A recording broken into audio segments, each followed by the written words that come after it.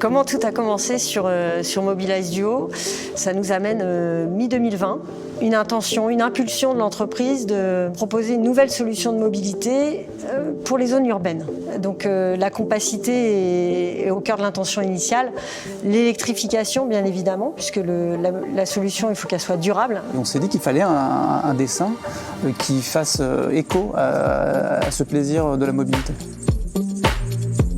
On est au tout début de l'histoire. Ce qu'il y a de magique, c'est que finalement, on est sur des dessins au trait, avec quelque chose qui est assez minimaliste. Dans tout ça, on va essayer de trouver le petit croquis qui va déclencher l'émotion, qui va parler un peu plus que les autres, qui va se dire là il y a quelque chose, on tient un truc. Et donc c'est vraiment cette recherche de coup de cœur, quoi, de petits objets qui déclenchent l'émotion. Alors le point fort du Duo, c'est vraiment son design qui est unique. Et ce qu'on souhaitait pour ce véhicule-là, c'est justement éviter l'imitation d'une voiture. Le choix du 2 places se fait assez vite. Après, la question était de se dire, bon, je les mets côte à côte ou je les mets en tandem. Le vrai bénéfice de cette architecture, c'est de pouvoir avoir un véhicule le plus étroit possible. Et là, il fallait choisir donc la bonne typologie de porte, avoir celle qui offrait la plus faible empreinte au sol, de façon à ce qu'on soit en sécurité en entrant, en sortant du véhicule. Et là, l'idée de la porte en élytre s'est imposée de façon assez naturelle. C'est ce qui nous semblait, d'un point de vue ergonomique et technique, le plus simple. Et là, on a adhéré dès le début. Je veux dire, il n'y avait pas de doute que les portes en élytre, ça allait créer un effet waouh. On arrivait progressivement à l'idée d'une capsule vitrée qui soit posée sur des roues. C'est vraiment un petit vaisseau spatial, une petite capsule lunaire posée sur 4 roues, qui a une bouille vraiment incroyable. Et ça donne un objet qui est attachant, intuitif. Alors attachant parce que son design est fort. Ces formes, elles sont réellement différentes, elles changent de tout ce qu'on peut voir. Mais pour autant, ça reste un objet qu'il est simple de s'approprier. On voulait vraiment quelque chose qui aurait la vertu d'être inclusif, avec des versions sans permis, des versions avec permis. Par rapport à un 2 roues, ce qu'amène un Mobilize Duo, c'est avant tout de la sécurité et du confort.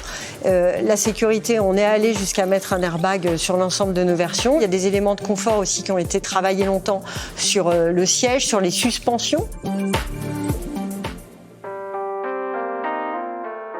Bento, là on est complètement à l'origine sur une proposition design en fait, qui souhaitait proposer un utilitaire nouvelle génération qui soit plus compact.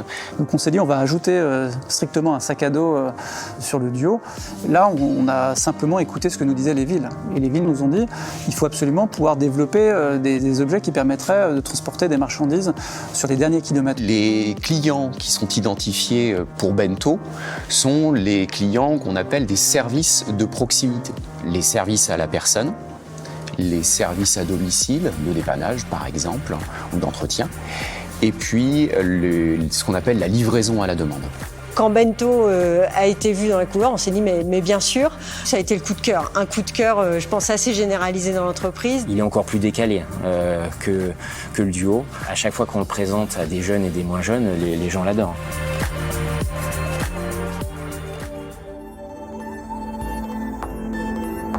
La principale source d'inspiration pour dessiner Duo, ça a été la culture urbaine. Si vous vous rappelez, à la fin des années 70, quand le Walkman arrive, c'est une expérience qui est complètement neuve, on va dire, pour un consommateur. L'idée de pouvoir courir en ville avec une bande son, c'est vraiment une expérience complètement nouvelle. Dans les années 80, il y aura la boombox, donc ces fameuses radiocassettes qu'on emporte dans la rue. Le design extérieur, avec cette planche de bord qui fait référence au boombox, prend en contre-pied du langage classique automobile, toujours dans le but d'être original, d'être décalé.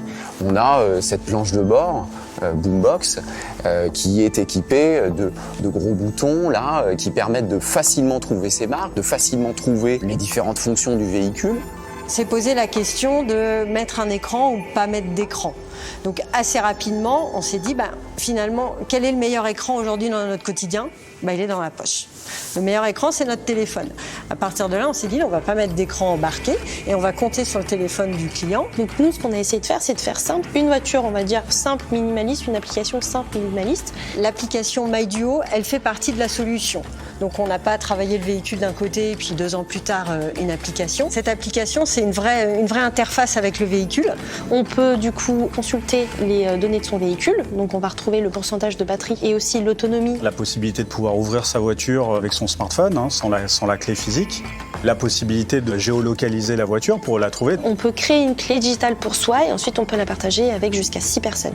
Au travers de l'application, le papa ou la maman ou même l'enfant peut partager la clé digitale de son véhicule avec ses proches, sa famille, mais aussi ses cousins, n'importe où, même en vacances. Et bien sûr, si je suis un opérateur de service de car sharing et que je veux empêcher des gens mal intentionnés de prendre mes voitures et de partir avec, je peux définir des zones au-delà desquelles je vais pouvoir bloquer la voiture, bien sûr en toute sécurité.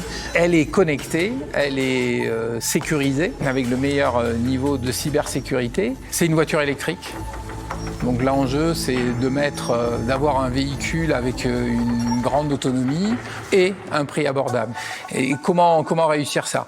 La première chose, faire simple. D'abord, sur la conception de cette voiture. C'est basé sur une structure cage d'oiseau métallique sur laquelle on va venir tout simplement coller des panneaux en matériaux plastiques. Un véhicule qui est pensé pour durer, donc dans le choix des matières, un véhicule qui va être facile à réparer. Il y a une vraie réflexion autour du grain camo, ce grain qu'on a développé sur les boucliers, qui a pour but d'absorber un petit peu les rayures et les petits scratchs du quotidien. Le bouclier avant et arrière sont les mêmes, donc ça permet de faciliter aussi les opérations et la gestion des pièces en après-vente. On a 300 pièces environ dans cette voiture. C'est 5 fois moins que dans une voiture normale qui en a à peu près 1500. On a aussi décidé qu'elle n'avait pas de peinture, cette voiture. Tous les éléments graphiques, toutes les couleurs proviennent d'un sticker. On n'a pas de peinture, donc on a la possibilité, par le biais de ces stickers, de personnaliser le véhicule.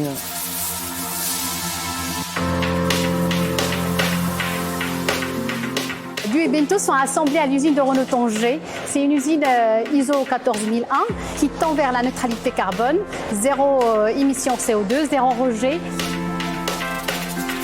55% de son énergie provient des éoliennes et 40% de la biomasse.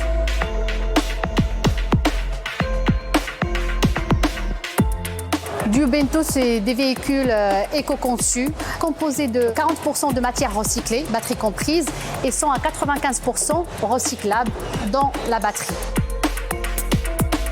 C'est une prouesse si l'on considère que la plupart des voitures électriques atteignent à peine 15% de matière recyclée dans leur masse.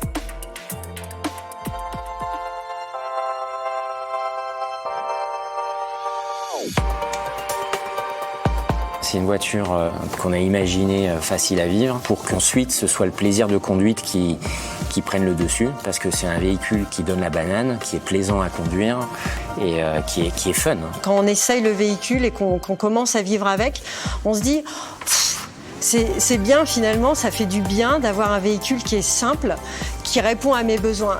Moi qui ai la chance de la conduire fréquemment, le fait d'être assis au centre de la voiture et de conduire au centre de la voiture génère un plaisir de conduite extraordinaire.